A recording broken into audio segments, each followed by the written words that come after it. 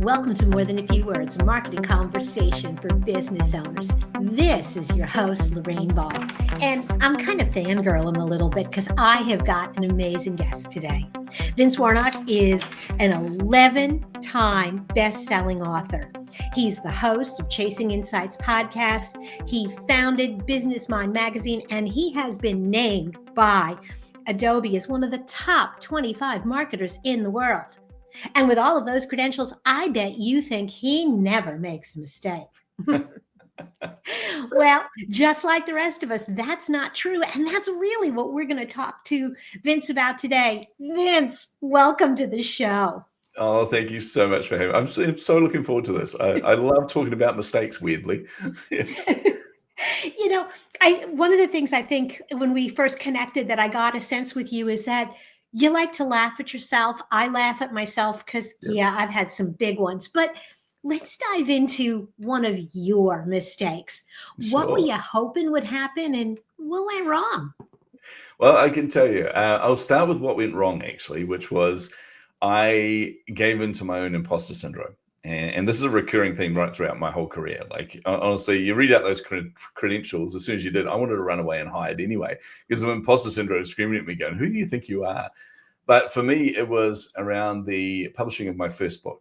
And this was a really big deal for me. This was when I got nominated by or selected by Adobe as one of the top 25 marketers in the world. Huge accolade. I'm on stage with all of my heroes. Like the other 24 that were there were all my favorite people in the world, read every book they put out there. And I'm realizing I'm about to put a book out into the world. And imposter syndrome, I always like to say, it didn't really talk to me. It more like screamed in my ear. And it was like, who do you think you are? What makes you think you have any right to write a book? You know, people are going to read this and think, what an amateur. All these things were like screaming in my ear.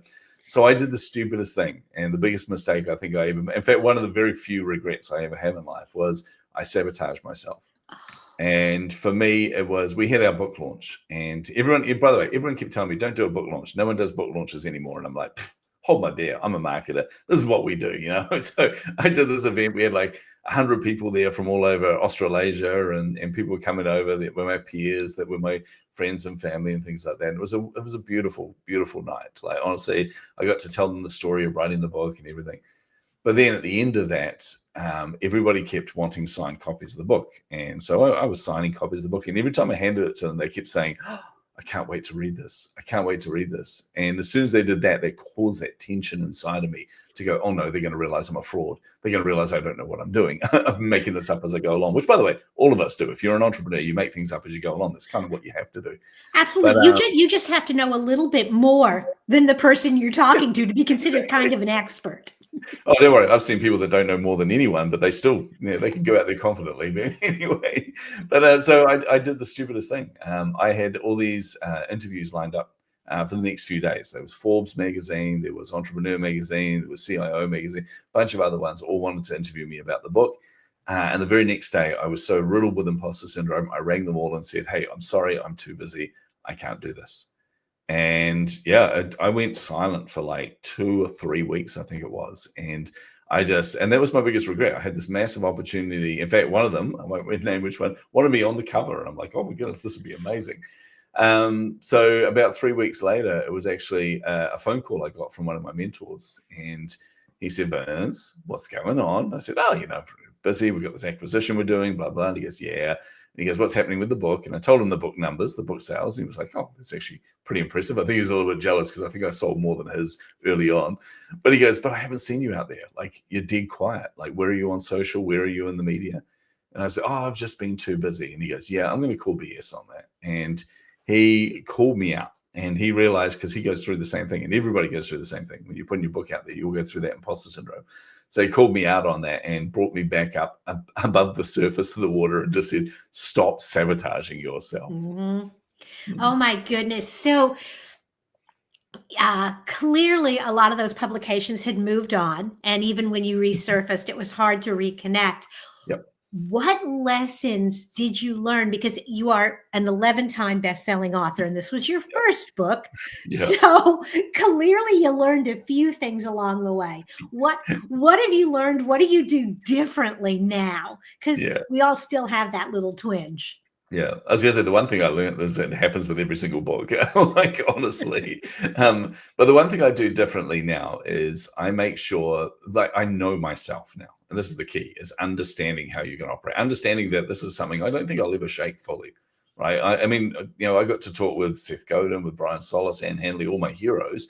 Every single one of them admitted that they're riddled with self-doubt and imposter syndrome as well, which kind of blew me away. It was like, wait a minute, if all the people I look up to deal with the same things I deal with, then I've got as much right to be at this table as all of them. So that was an interesting lesson. But it made me realize I need to surround myself with people who can talk to that. Like having that mentor call me up, that was 3 weeks too late, right? If I had a support network around me that said, hey, Vince, look, we know you're going to go through this, right? We know that this is what's going to happen. So we're going to cut it off at the pass. We're going to make sure you don't sabotage yourself. See, imposter syndrome is not bad. That's the thing people don't realize. It is just your brain sending you signals to try and keep you safe. What is bad is what you choose to do with that information. And what I chose to do was sabotage myself. So yeah, Lorraine, it's just surrounding myself with amazing people and just saying, hey, look, this is what I'm going to go through, being really emotionally honest with them. This is what's happening at the moment. I need you to hold me to account to this. Awesome. So what I'm hearing is that one of the real keys is recognizing where you're going to get in your own way, accepting that that's going to happen, not be afraid of it, and just go, okay, I'm going to do this. I'm going to feel this way. Now, how do I get out of it? How do I get around it? And for you, it was building that support network. That's exactly it. That's brilliant. Okay. So have you got another mistake you want to share? Oh my goodness. I've had so many mistakes. I think one of the interesting mistakes is not that, and this goes down to a pure marketing based thing here, where when I started on the kind of part of my career that I'm on now, I thought I need to increase my lead base. I need to basically get a pool of leads coming to me. I need a really effective lead magnet. And I know what intrigues people. I know how to create a good lead magnet.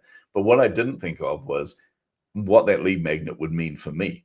And I created, I'm a neuromarketing coach, and I have AI companies and a publishing company, right? And in amongst the 7 different businesses.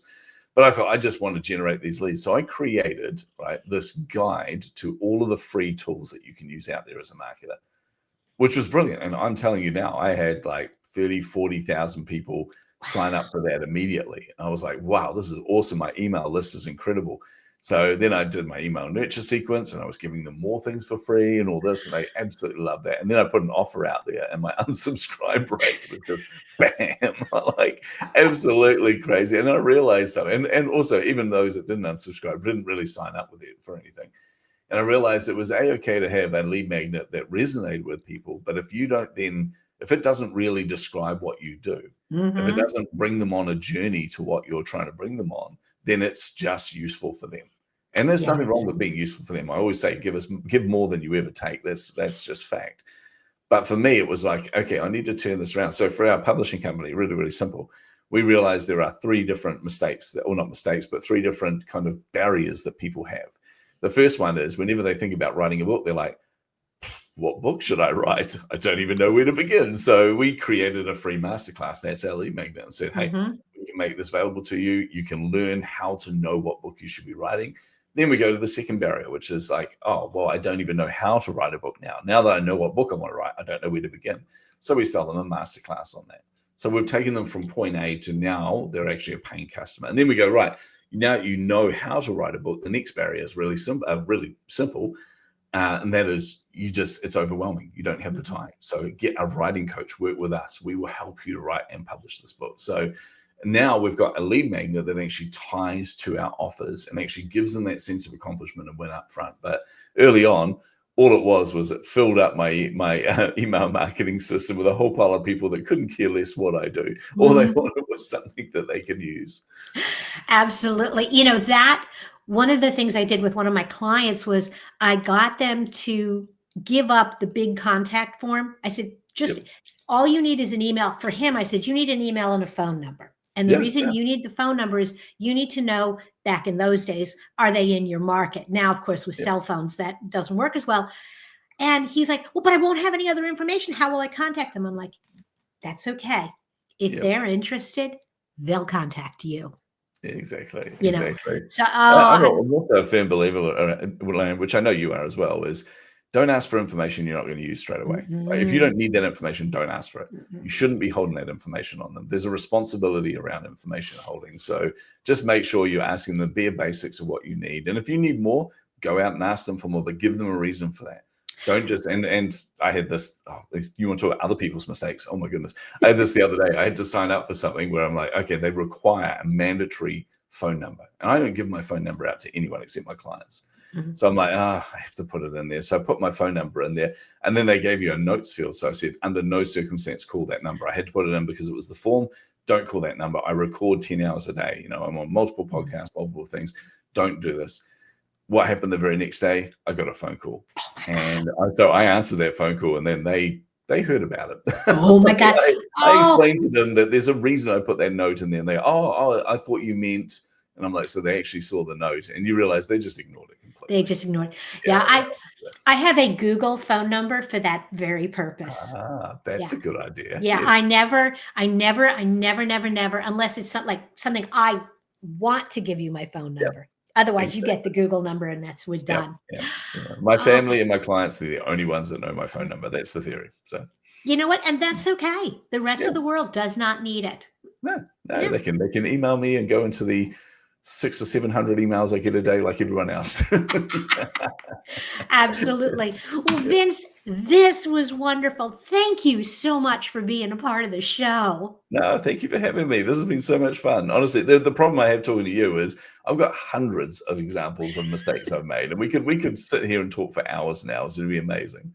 Well, you know what? I might just have to have you back sometime. Anytime.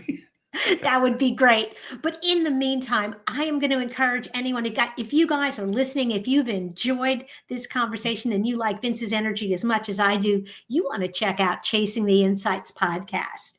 Vince, thanks again. Oh, thank you so much. And if you've enjoyed this conversation and you'd like to find other resources for your business, head over to morethanafewwords.com. You'll find hundreds of conversations just like this one, work papers, white papers, and so much more. This has been another episode of More Than a Few Words. Thanks for listening.